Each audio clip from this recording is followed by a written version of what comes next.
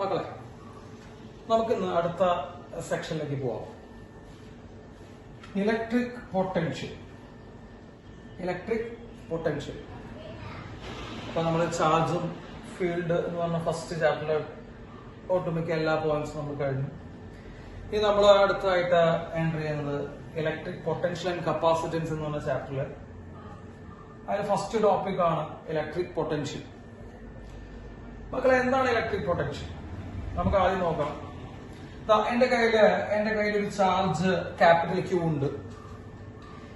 ഈ ക്യാപിറ്റൽ ക്യൂവിൽ നിന്ന് ആർ ഡിസ്റ്റൻസ് അകലത്തിലുള്ള ഒരു പോയിന്റ് ആണ് പി. ആർ ഡിസ്റ്റൻസ് അകലത്തിലുള്ള പോയിന്റ് ആണ് പി. ഈ ക്യാപിറ്റൽ ക്യൂവിന് ഈ പി എന്ന് പറയുന്ന പോയിന്റിൽ ഫീൽഡ് ഉണ്ടാക്കാൻ പറ്റുമെന്ന് നമ്മൾ ഓൾറെഡി പഠിച്ചു കഴിഞ്ഞതാണ്. ഫീൽഡ് ഉണ്ടാക്കാൻ പറ്റും എന്ന് നമ്മൾ പറഞ്ഞു. ആ ഫീൽഡിന്റെ വാല്യൂ നമ്മൾ പറഞ്ഞു 1/4πε0q/r². അത് കൂടാതെ ഈ ക്യാപിറ്റൽ ക്യൂ എന്ന് പറയുന്ന ഈ ചാർജിന് ഈ പി എന്ന് പറയുന്ന പോയിന്റിലേക്ക് ഒരു പൊട്ടൻഷ്യൽ കൂടി ഉണ്ടാക്കാനുള്ള കഴിവുണ്ട്. ഇലക്ട്രോസ്റ്റാറ്റിക് പൊട്ടൻഷ്യൽ കൂടി ക്രിയേറ്റ് ചെയ്യാനുള്ള കഴിവുണ്ട് ആർക്ക്? ക്യാപിറ്റൽ ക്യൂവിന്. ഏത് പോയിന്റില്? പി എന്ന് പറഞ്ഞ പോയിന്റിൽ. അപ്പൊ നമുക്ക് എന്താണ് പൊട്ടൻഷ്യൽ എന്ന് നമുക്ക് ആദ്യം നോക്കാം. എന്താണ് അതിന്റെ ഡെഫിനേഷൻ? ഒന്നുമില്ല മക്കളെ, ഇൻഫിനിറ്റിയിൽ, അതായത് വളരെ അകലെ കിടക്കുന്ന, ഇൻഫിനിറ്റി എന്ന് പറഞ്ഞാൽ ഇലക്ട്രിക് ഫീൽഡ് ഇല്ലാത്ത റീജിയൻ എന്നാണ് അർത്ഥം, വളരെ അകലെയുള്ള റീജിയൻ. അപ്പൊ ഇൻഫിനിറ്റിയില് ഒരു യൂണിറ്റ് പോസിറ്റീവ് ചാർജ് ഉണ്ട് നമ്മുടെ കയ്യിൽ. ഒരു യൂണിറ്റ് പോസിറ്റീവ് ചാർജ് ഇൻഫിനിറ്റിയിലുണ്ട്. അപ്പൊ ഇൻഫിനിറ്റിയിലുള്ള ഈ യൂണിറ്റ് പോസിറ്റീവ് ചാർജിനെ ഞാൻ എന്ത് ചെയ്യുന്നു? ഈ പോയിന്റിലേക്ക് കൊണ്ടുവരുന്നു. ഏത് പോയിന്റിൽ കൊണ്ടുവരുന്നു? പി എന്ന് പറയുന്ന പോയിന്റിലേക്ക് കൊണ്ടുവരും. ഈ പി എന്ന് പറയുന്ന പോയിന്റ് ഈ ചാർജിന്റെ ഫീൽഡിനുള്ളിലുള്ള പോയിന്റ് ആണ്. അപ്പോ ഈ ക്യാപിറ്റൽ ക്യൂ ചാർജിന് ഫീൽഡ് ഉണ്ടാക്കാൻ പറ്റും. അപ്പൊ ആ ഫീൽഡ് എവിടെ നിന്ന്? ആ ഫീൽഡിന്റെ ഉള്ളിലുള്ള പോയിന്റ് ആണ് പി. അങ്ങനെ ഇൻഫിനിറ്റിയിലുള്ള ഒരു യൂണിറ്റ് പോസിറ്റീവ് ചാർജിനെ ഞാൻ പി എന്ന് പറയുന്ന പോയിന്റിലേക്ക് കൊണ്ടുവയ്ക്കുന്നു. അത് വെറുതെ വരുമോ? ഇല്ല. നമ്മൾ എന്ത് ചെയ്യേണ്ടി വരും? കുറച്ച് വർക്ക് അതിനു വേണ്ടി ചെലവഴിക്കേണ്ടി വരും, അല്ലെങ്കിൽ വർക്ക് ചെയ്യേണ്ടി വരും. അപ്പൊ ഇൻഫിനിറ്റിയിലുള്ള ചാർജിനെ ഏതെങ്കിലും ഒരു പോയിന്റിലേക്ക് കൊണ്ടുവയ്ക്കാൻ നമ്മൾ ചെയ്യുന്ന വർക്കാണ് potential. So what is potential എന്ന് ചോദിച്ചു കഴിഞ്ഞാൽ it is a work required to bring, കൊണ്ടുവരുന്നു. ആരെ കൊണ്ടുവരുന്നു? Unit positive charge from infinity to a given point. That is the potential at that point.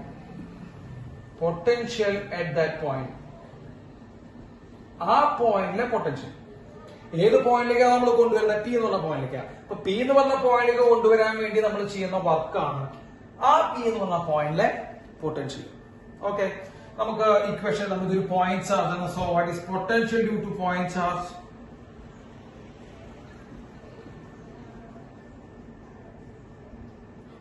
Potential due two point charge Vp equals, ഈ പറഞ്ഞ point കേട്ടോ, Vp equals 1/4πε0q/r.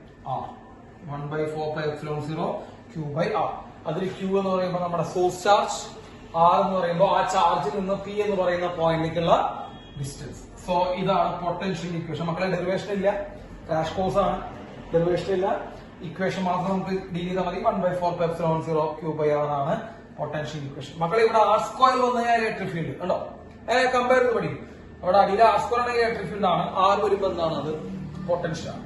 പൊട്ടൻഷ്യലിനെ കുറിച്ച് നമ്മൾ പറയുമ്പോൾ potential ഒരു സ്കേലാർ ക്വാണ്ടിറ്റി ആണ്. പൊട്ടൻഷ്യൽ സ്കേലർ ആണ്, അതായത് അതിന്റെ ഡയറക്ഷൻ ഇല്ല, ഓൺലി മാഗ്നിറ്റ്യൂഡ് മാത്രമേ ഉള്ളൂ. ഓൺലി മാഗ്നിറ്റ്യൂഡ്, ഡയറക്ഷൻ ഇല്ല. അപ്പോ ഡയറക്ഷൻ ഇല്ല, മാഗ്നിറ്റ്യൂഡ് ആണെന്ന് പറയുമ്പോൾ നമ്മൾ എന്താ മനസ്സിലാക്കേണ്ടത്? വെക്ടോറിക്കലി ആഡ് ചെയ്യേണ്ട ആവശ്യമില്ല. നമുക്ക് എന്ത് ചെയ്താൽ മതി? സാധാരണ നമ്പറുകൾ ആഡ് ചെയ്യുന്ന പോലെ ആഡ് ചെയ്താൽ മതി. ഓക്കെ, അപ്പൊ അതൊക്കെയാണ് മനസ്സിലേക്ക് പോകേണ്ടത്. അപ്പൊ സ്കേലാർ ക്വാണ്ടിറ്റി എന്ന് പറയുമ്പോൾ വെക്ടോറിക്കലി ആഡ് ചെയ്യേണ്ട, ജസ്റ്റ് നമ്പറുകൾ ആഡ് ചെയ്യുന്ന പോലെ ആഡ് ചെയ്താൽ മതി. അപ്പോ പൊട്ടൻഷ്യൽ ഒരു സ്കേലാർ ക്വാണ്ടിറ്റി ആണ്. പൊട്ടൻഷ്യലിന്റെ മക്കളെ യൂണിറ്റ് വരുന്നത് വോൾട്ട് ആണ്. അപ്പൊ ഇത്രയും കാര്യങ്ങളാണ് നമ്മൾ പൊട്ടൻഷ്യലിനെ കുറിച്ച് പറയാനുള്ളത്. എന്താണ് ഡെഫിനിഷൻ പറഞ്ഞു? നമ്മൾ ഒരു പോയിന്റ് ചാർജിന്റെ പൊട്ടൻഷ്യൽ ഇക്വേഷൻ പറഞ്ഞു. ഇത് പോയിന്റ് ചാർജ് ആണ്, ശ്രദ്ധിക്കണം. പോയിന്റ് ചാർജിന്റെ പൊട്ടൻഷ്യൽ ഇക്വേഷൻ പറഞ്ഞു, സ്കേലാർ എന്ന് പറഞ്ഞു, അതിന്റെ യൂണിറ്റും പറഞ്ഞു. ഓക്കെ, ഇനി നമുക്ക് അടുത്തത് പൊട്ടൻഷ്യൽ ഡിഫറൻസ് പറഞ്ഞു. Potential difference. എന്താ മക്കളെ പൊട്ടൻഷ്യൽ ഡിഫറൻസ്? ഞാൻ രണ്ട് പോയിന്റുകൾ കൺസിഡർ ചെയ്യുന്നു, എയും ബിയും. എയും ബിയും എന്ന് പറഞ്ഞ രണ്ട് പോയിന്റുകൾ കൺസിഡർ ചെയ്യുന്നു. ഇതിൽ എ എന്ന് പറയുന്ന പോയിന്റ് ഒരു യൂണിറ്റ് പോസിറ്റീവ് ചാർജ് ഉണ്ട്. എ എന്ന് പറഞ്ഞ പോയിന്റ് ഒരു യൂണിറ്റ് പോസിറ്റീവ് ചാർജ് ഉണ്ട്. അപ്പോ യൂണിറ്റ് പോസിറ്റീവ് ചാർജ് ഇപ്പോഴുള്ള സ്ഥലം എ ആണ്. ഈ എ എന്ന് പറഞ്ഞ ആ പോയിന്റിൽ നിന്ന് എനിക്ക് ഈ യൂണിറ്റ് പോസിറ്റീവ് ചാർജിനെ ബിയിലേക്ക് കൊണ്ടുപോകണം. വേറൊരു പോയിന്റ് ആണ് ബി. ബി എന്ന് പറഞ്ഞ പോയിന്റിലേക്ക് കൊണ്ടുപോകണം. ഈ എയും ബിയും ഇലക്ട്രിക് ഫീൽഡിന്റെ ഉള്ളിലാണ്. ഏതോ ഒരു ചാർജ് ഉണ്ടാക്കുന്ന ഇലക്ട്രിക് ഫീൽഡാണ്. നമ്മളെ ചാർജ് എഴുതിയിട്ടില്ല. ഏതോ ഒരു ചാർജ് ഉണ്ടാക്കുന്ന ഇലക്ട്രിക് ഫീൽഡിന്റെ ഉള്ളിലാണ് എയും ബി ഉള്ളത്. അപ്പൊ ഒരു പോയിന്റ് ഇലക്ട്രിക് ഫീൽഡിൽ ഒരു പോയിന്റ് ആയ എയിൽ നിന്ന് മറ്റൊരു ഇലക്ട്രിക് ഫീൽഡിലെ മറ്റൊരു പോയിന്റ് ആയിട്ടുള്ള ബിയിലേക്ക് എനിക്ക് എന്ത് കൊണ്ടുപോകണം? ഒരു യൂണിറ്റ് പോസിറ്റീവ് ചാർജിനെ കൊണ്ടുപോകണം. വെറുതെ പോവോ? ഇല്ല. അവിടെ നമ്മൾ എന്ത് ചെയ്യേണ്ടി വരും മക്കളെ? ഒരു വർക്ക് ചെയ്യേണ്ടി വരും.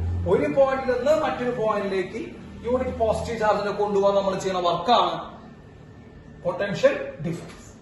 So what is potential difference? Potential difference is the work done to move. ആരെ മൂവ് ചെയ്യുന്നു മക്കളെ? work done to move unit positive charge from one point to another point. ഒരു പോയിന്റിൽ നിന്ന് മറ്റൊരു പോയിന്റിലേക്ക് നമ്മൾ ഒരു യൂണിറ്റ് പോസിറ്റീവ് ചാർജിനെ കൊണ്ടുപോകാൻ നമ്മൾ ചെയ്യുന്ന വർക്കാണ് അവിടുത്തെ പൊട്ടൻഷ്യൽ ഡിഫറൻസ്. ആ രണ്ട് പോയിന്റുകൾ തമ്മിലുള്ള പൊട്ടൻഷ്യൽ ഡിഫറൻസ്. അപ്പൊ ഞാൻ എയിൽ നിന്ന് ബിയിലേക്കാണ് കൊണ്ടുപോകണേ. അപ്പൊ എയിൽ നിന്ന് ബിയിലേക്ക് കൊണ്ടുപോകാൻ നമ്മൾ ചെയ്യുന്ന വർക്കാണ് എ എന്ന് പറഞ്ഞ പോയിന്റിലെ പൊട്ടൻഷ്യലും ബി എന്ന് പറഞ്ഞ പോയിന്റിലെ പൊട്ടൻഷ്യലും തമ്മിലുള്ള ഡിഫറൻസ്. അതാണ് പൊട്ടൻഷ്യൽ ഡിഫറൻസിനെ കുറിച്ച് പറയാം. ഓക്കെ, ആരെയാണ് കൊണ്ടുപോകുന്നത് നോക്കുക? നമ്മള് യൂണിറ്റ് പോസിറ്റീവ് ചാർജിനെയാണ് കൊണ്ടുപോകുന്നത്. ഓക്കെ, ഇപ്പോ ഉദാഹരണം പറയാം. എന്റെ കയ്യിൽ ഒരു ക്യൂ ചാർജ് ഉണ്ട് മക്കളെ. എന്റെ കയ്യിൽ ഒരു സ്മോൾ ലെറ്റർ ക്യൂ ചാർജ് ഉണ്ട്. ഈ സ്മോൾ ലെറ്റർ ക്യൂ ചാർജിനെ എയിൽ നിന്ന് ബിയിലേക്ക് ഞാൻ മുകളിൽ എഴുതിയിരിക്കുന്നത് എയിൽ നിന്ന് ബിയിലേക്ക് കൊണ്ടുപോകാനുള്ള വർക്കാണ് ഡബ്ല്യു. അപ്പൊ എന്റെ കയ്യിലുള്ള സ്മോൾ ലെറ്റർ ക്യൂ ചാർജിനെ ഞാൻ എയിൽ നിന്ന് ബിയിലേക്ക് കൊണ്ടുപോകാനുള്ള വർക്കാണ് ഞാൻ എന്ത് വെച്ചാൽ ഡബ്ല്യു. അതായത് ഡബ്ല്യു വർക്ക് ഉണ്ടെങ്കിലാണ് എനിക്ക് ക്യൂ ചാർജിനെ കൊണ്ടുപോകാൻ പറ്റുള്ളൂ. അതായത് ക്യൂ ചാർജിനെ കൊണ്ടുപോകണമെങ്കിൽ എന്ത് വേണം? എനിക്ക് ഡബ്ല്യു വർക്ക് വേണം. അപ്പോ ഒരു യൂണിറ്റ് പോസിറ്റീവ് ചാർജിനെ കൊണ്ടുവരാൻ എത്ര വർക്ക് വേണം? അതായത് ഒരു കുളം ചാർജിനെ കൊണ്ടുവരാൻ എത്ര വർക്ക് വേണം? ക്യൂ ചാർജിന് ഡബ്ല്യു വർക്ക്. ഒരു കുളം ചാർജിന് എത്ര വർക്ക്? മക്കളെ, ഞാൻ നിങ്ങളോട് നേരത്തെ ക്ലാസ്സുകളിലേ പറഞ്ഞിട്ടുണ്ട്, ഒരു കുളം ചാർജിന്റെ വാല്യൂ കൊണ്ടുപിടിക്കാൻ നമ്മൾ ബൈ ആണ് ചെയ്യുന്നത്. അപ്പോ ക്യൂ ചാർജിന് ഡബ്ല്യു വർക്ക് ആണെങ്കിൽ ഒരു കുളം ചാർജിനെ കൊണ്ട് നമുക്ക് എത്ര വർക്ക് വേണ്ടി വരും മക്കളെ? W by Q. So it is a work required to move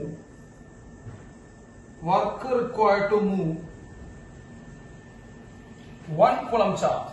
ഒരു കുളം ചാർജിനെ മൂവ് ചെയ്യിക്കാൻ വേണ്ട നമ്മുടെ വർക്കാണ് ഡബ്ല്യു ബൈ ക്യൂ. അല്ലെ? ഒരു കുളം ചാർജിനെ മൂവ് ചെയ്യിക്കാനുള്ള വർക്കാണ് ഡബ്ല്യു ബൈ ക്യൂ. മക്കളെ, ഒരു കുളം ചാർജിനെ ഒരു പോയിന്റിൽ നിന്ന് മൂവ് ചെയ്യിക്കാനുള്ള വർക്കിന് പറയുന്ന പേരാണ് എന്ത്? Potential difference. അപ്പൊ പൊട്ടൻഷ്യൽ ഡിഫറൻസ് ആണ് എന്ത്? W by Q. കാരണം ഇത് വർക്ക് തന്നെയാണ്. ഏത് ചാർജിനെ? ഒരു കുളം ചാർജിനെ മൂവ് ചെയ്യിക്കാൻ വേണ്ടത്. ഒരു കുളം ചാർജിനെ മൂവ് ചെയ്യിക്കാനുള്ള വർക്കാണ് പൊട്ടൻഷ്യൽ ഡിഫറൻസ്.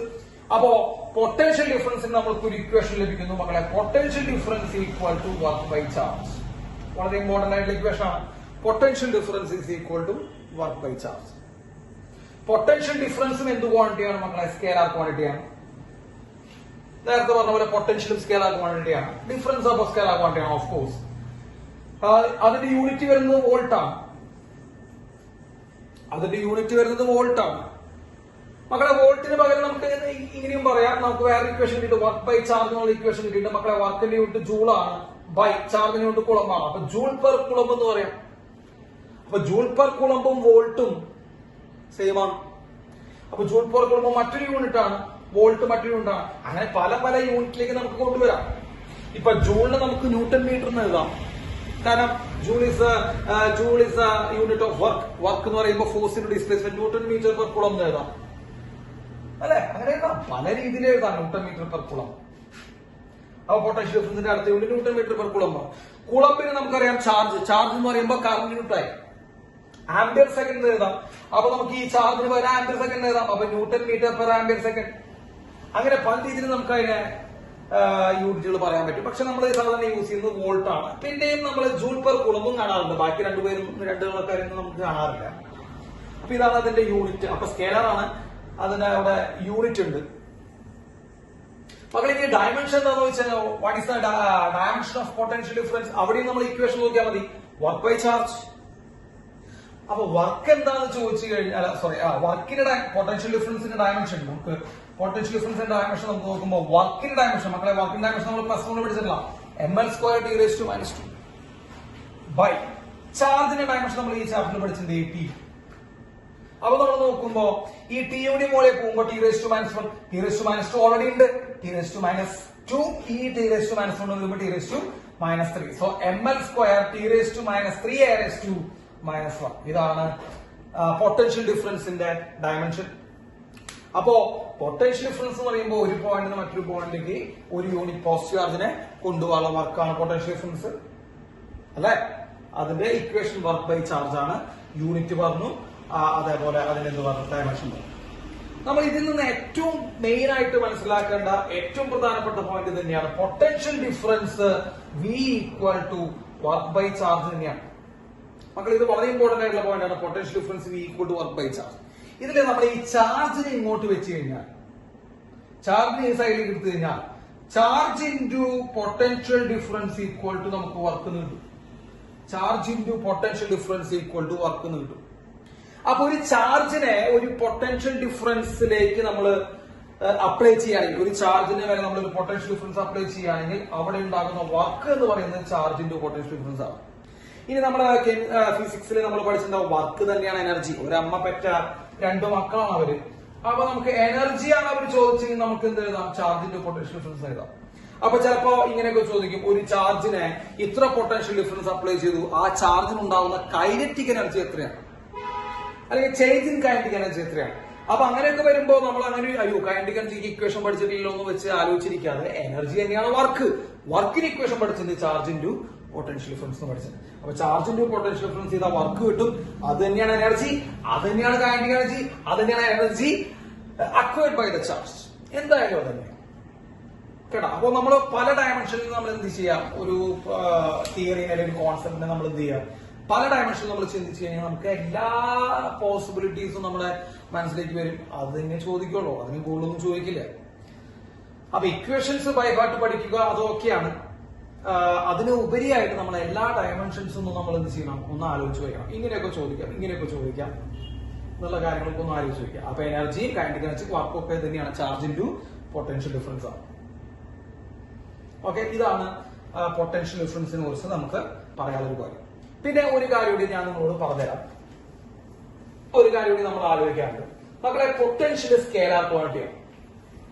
പൊട്ടൻഷ്യൽ സ്കേലാർ ക്വാണ്ടിറ്റിയാണ് അല്ലെ. പൊട്ടൻഷ്യൽ സ്കേലാർ ക്വാണ്ടിറ്റി ആകുമ്പോൾ എന്താ പ്രത്യേകത? പൊട്ടൻഷ്യൽ സ്കേലാർ ക്വാണ്ടിറ്റി ആകുമ്പോൾ എന്താ പ്രത്യേകത?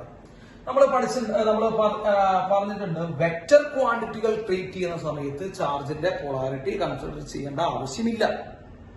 പക്ഷെ സ്കേലാർ ക്വാണ്ടിറ്റികൾ ആകുമ്പോൾ, സ്കേലാർ ക്വാണ്ടിറ്റികൾ ട്രീറ്റ് ചെയ്യുന്ന സമയത്ത് we have to consider the polarity of charge.